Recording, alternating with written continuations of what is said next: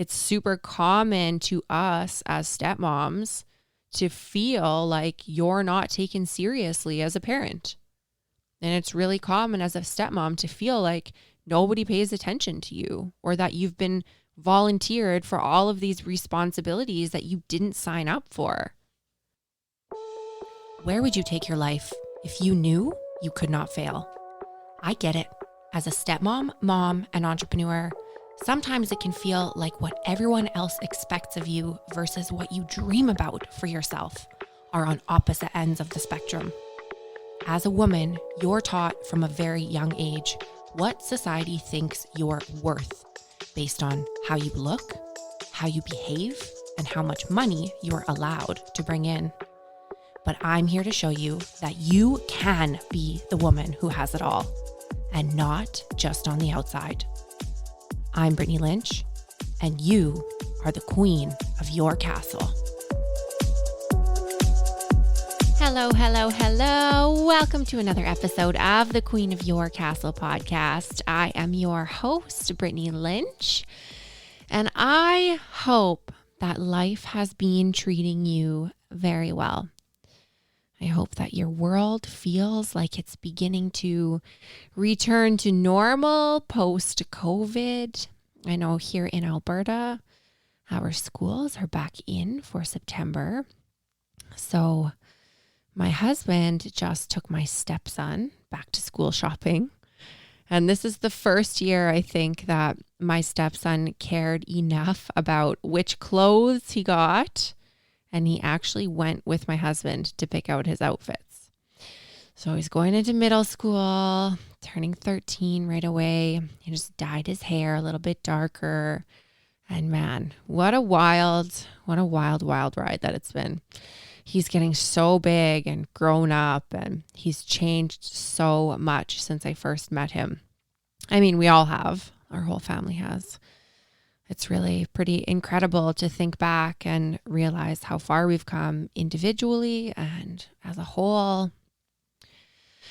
And, I was sitting out on the back deck last weekend while my stepson and Rory, our 2.5-year-old wild child, they were jumping on the trampoline. They had the sprinkler going. My stepson is obsessed with putting dish soap on the trampoline when the sprinkler's going because it makes the trampoline super slippery and sudsy, and it's just a lot more fun for him. But they were just out there, having a time, slipping and sliding and laughing and jumping. And I'm pretty convinced that my stepson is Rory's favorite person in the whole entire world, which only makes me jealous sometimes. But, Rory just loves his big brother. And my stepson is just so good with him. He's so patient and so gentle and just the best big brother. If you're not familiar with Rory because you don't watch my Instagram stories, Rory is a wild little human being. And my stepson is just pretty much polar opposite. But I was sitting on the deck last weekend, beside my amazing husband, Seamus, and I've got my arm linked through his, and we're watching the boys play and watching how good my stepson is with Rory and watching how much fun they have together. And all of a sudden, I'm in tears. All of a sudden, I'm just completely overwhelmed and I am in tears. And I realize I'm completely overwhelmed with this wave of gratitude and appreciation. And I'm completely overwhelmed with this feeling of recognizing like, this is it. This is that feeling I've chased after my whole life. This is the feeling that I hope to help every single one of my clients experience over and over and over again.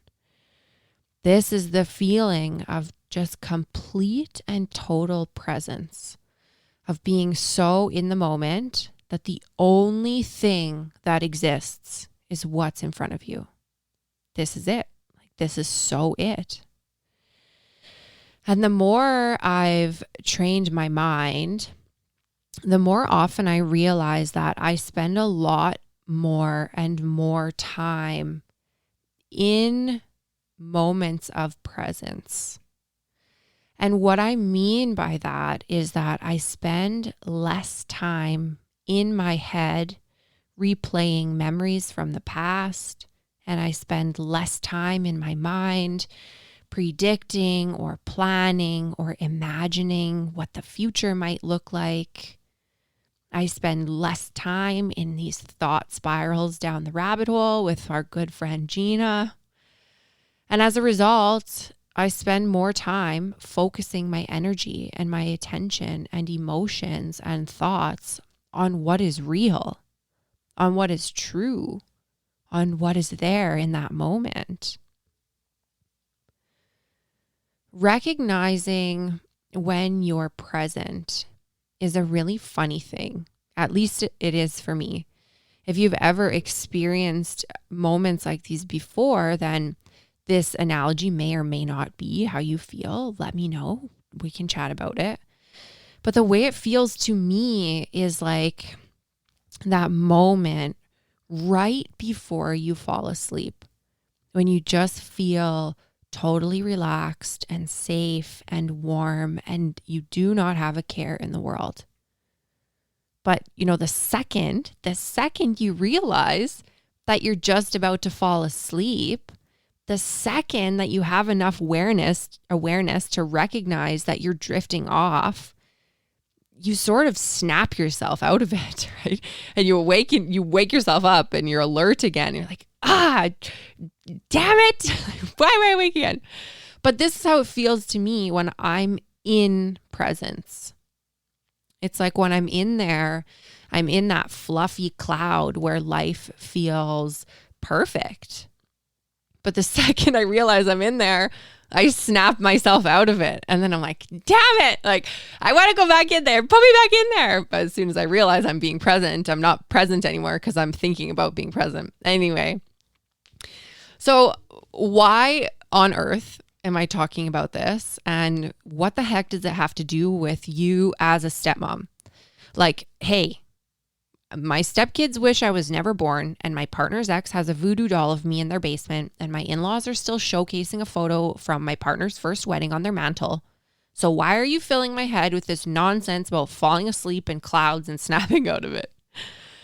And my answer to that would be because these moments that I'm so fortunate to experience now, these moments of presence, I truly, truly believe that every human is searching for the feeling that's found in presence, but they just don't know it yet because maybe they've never experienced it. So I want to share with you how I was able to get to a place where there are moments of my life that I get so wrapped up in that all the bad things that have happened in the past and all the stressful things from the future that haven't happened yet, those just don't exist. Like, what could it look like for you if, even for a few fleeting moments, you had relief from that constant pull between past and future?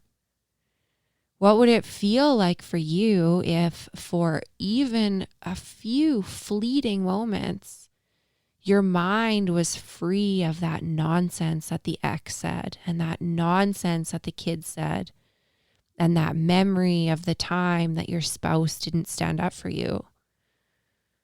What would it feel like if for even a few fleeting moments, if your mind wasn't preoccupied with trying to plan for every possible permutation and combination of the future?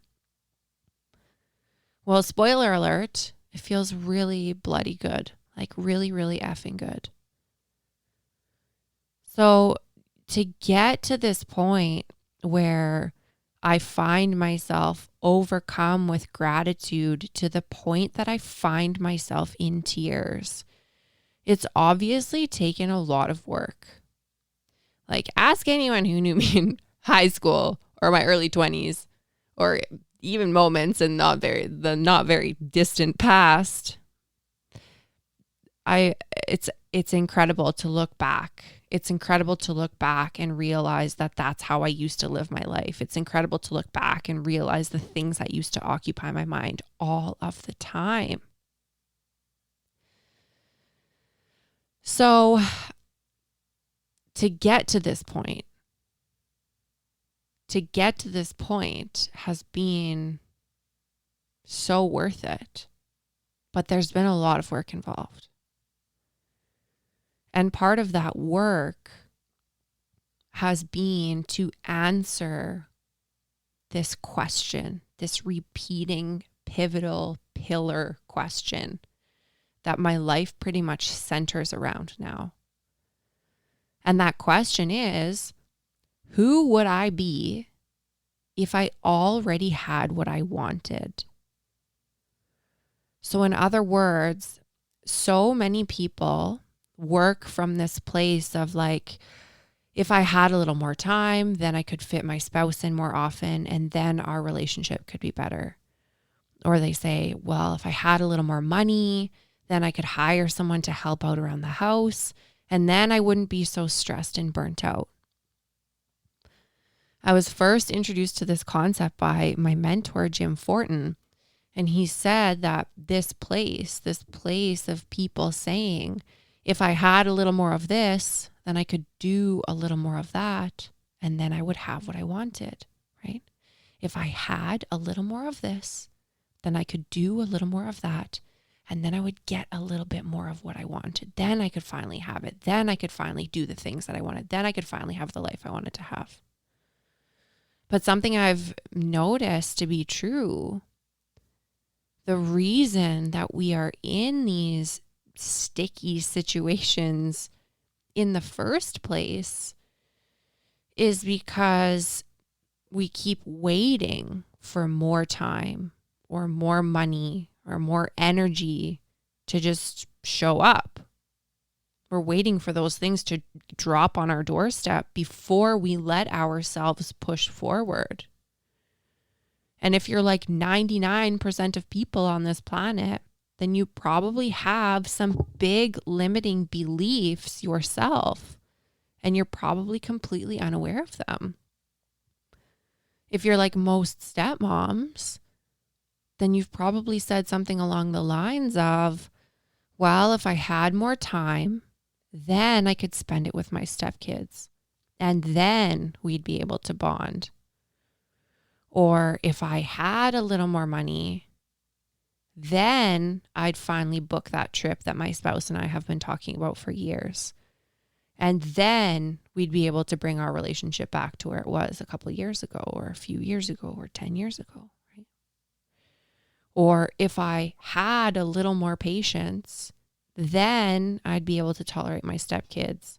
And then my partner and I would stop fighting. But this way of thinking is so backwards. It's not even funny how backwards it is. Because if you don't have the time now, then what are you doing differently to make the time? And if you don't have the money now, then what are you doing differently to change that? And if you don't have the patience now, then what are you doing to actively build the patience? People in general will always stay where they are because they believe they don't have a choice. Most people believe that one day, by some stroke of luck, there will just be a magical change in their circumstances and they'll win the lottery, right? And boom, all of their problems will be solved. But if that was true, then why do lottery winners say that within a year of winning the lottery, they're no happier than they were before they won it? It's because money's never been the problem. Money's actually never been the missing ingredient that keeps somebody from advancing. And look, like when the world shut down because of COVID and lots of people found themselves with all this time on their hands, Did most people use that time to work on improving themselves or getting closer to their goals? Like, sure, I'm sure some did. And it was probably impossible for lots of women, especially who got thrust into this kind of double or triple workload of working from home while homeschooling, while having no childcare, while still keeping the house from burning down. But a lot of other people just laid around and watched Netflix. I mean, just look what happened to Netflix share price during COVID. And if we're being honest, I was one of those Netflix bingers during COVID. That whole sitch totally flattened my mental health. But something I realized once I started feeling better was that I'd been delaying doing so many things because I said I didn't have the time to do them. I said, well, I don't have 8 hours a day anymore to work, so this must mean I just don't have any time, period. But the truth was that I always made time for the things I thought were important. And let me tell you, Queen of the South and Downton Abbey were definitely at the top of my priority list. I had plenty of time to binge those shows. Now, am I talking smack about people who lay around and watch Netflix? Like, absolutely not. Okay.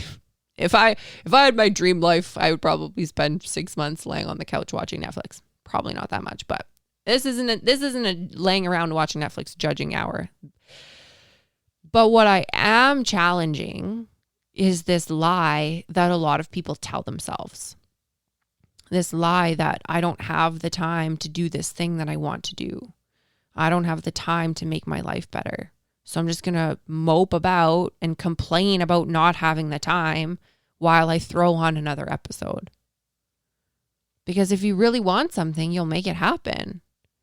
If you don't want it, you'll make excuses. Plain and simple.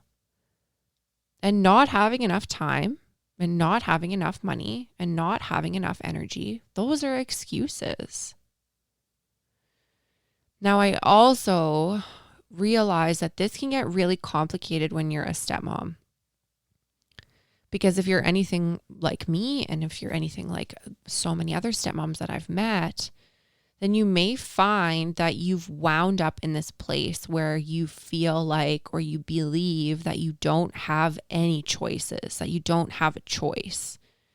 It's super common to us as stepmoms to feel like you're not taken seriously as a parent. And it's really common as a stepmom to feel like nobody pays attention to you, or that you've been volunteered for all of these responsibilities that you didn't sign up for. And I've been there myself. So I totally get this. And I've talked to so many women who have been in this situation. Like, I know it's a very real thing for us in our community. And I know that there's a lot of resistance behind learning that there is a different way, that there is a different way to think, that there is a different way to live, because this is all you've known for how long. It feels like this is the only thing you're going to know. But let me ask you this.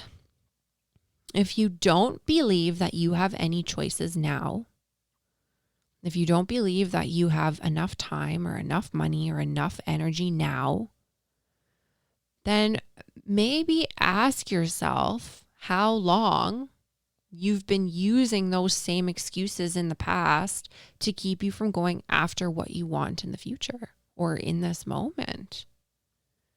Because the truth is, if you are allowing the circumstances of your life to dictate the way that you feel, and if you're letting excuses or fear of the unknown dictate the way that you spend your time and money and energy, or that you don't spend your time and energy and money, then you're just destined to keep repeating the same patterns that got you to this place to begin with every single time.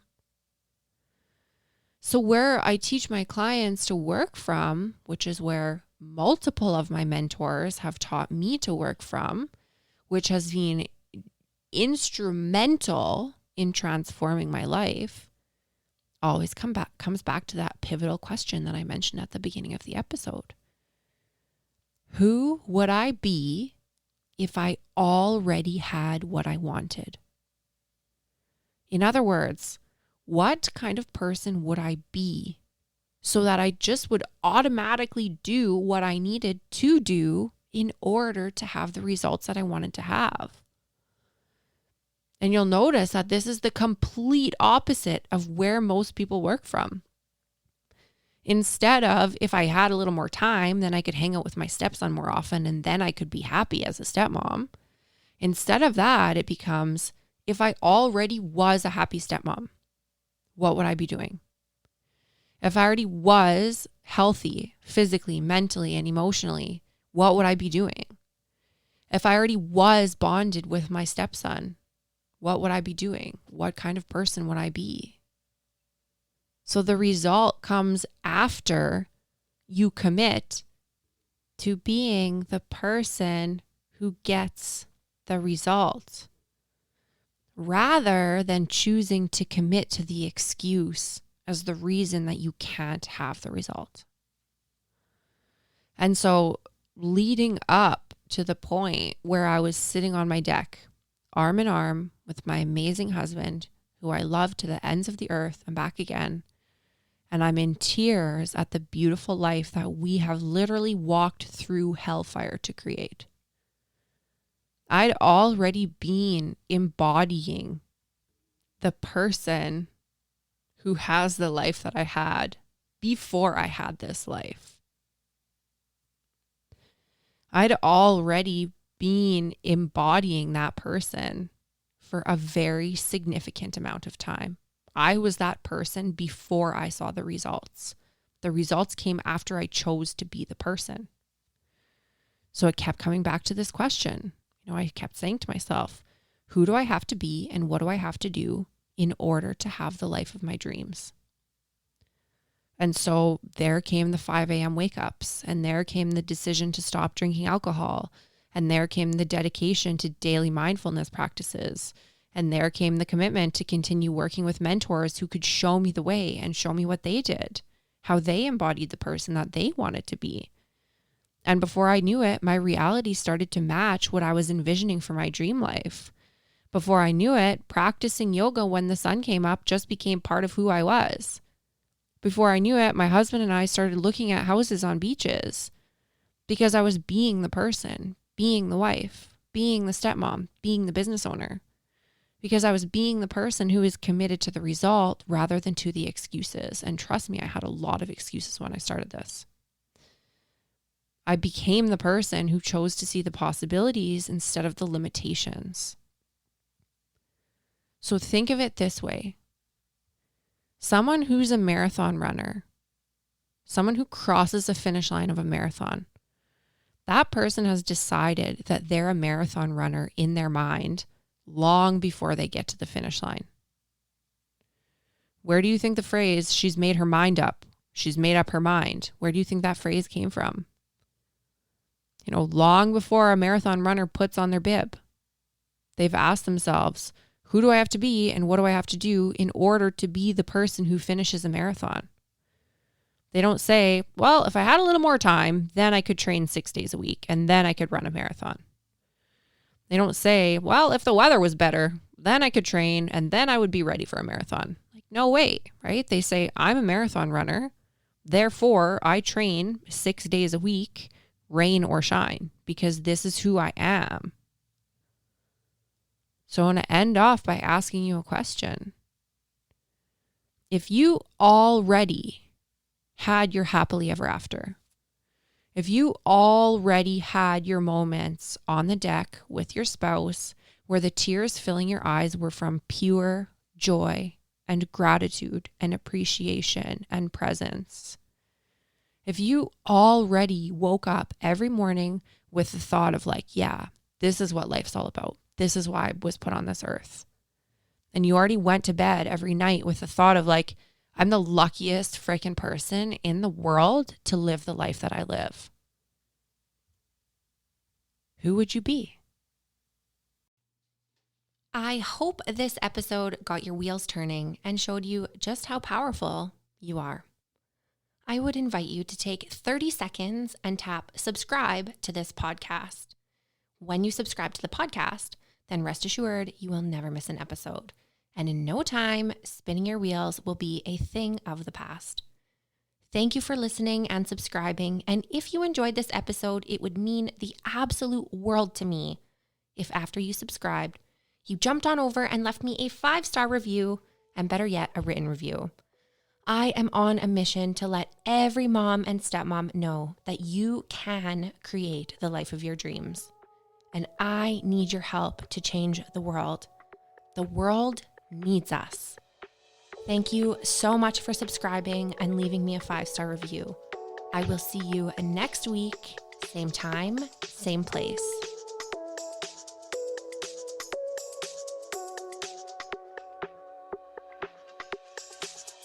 For more behind the scenes action and to get really up close and personal with me and our beautiful step family, jump on over to Instagram and follow me at The Step Queen.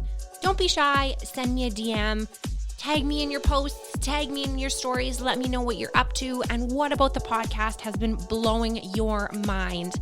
I cannot wait to get to know you better, and Instagram is my jam. I love you so much. I love you so much. Make it rain, girlfriend.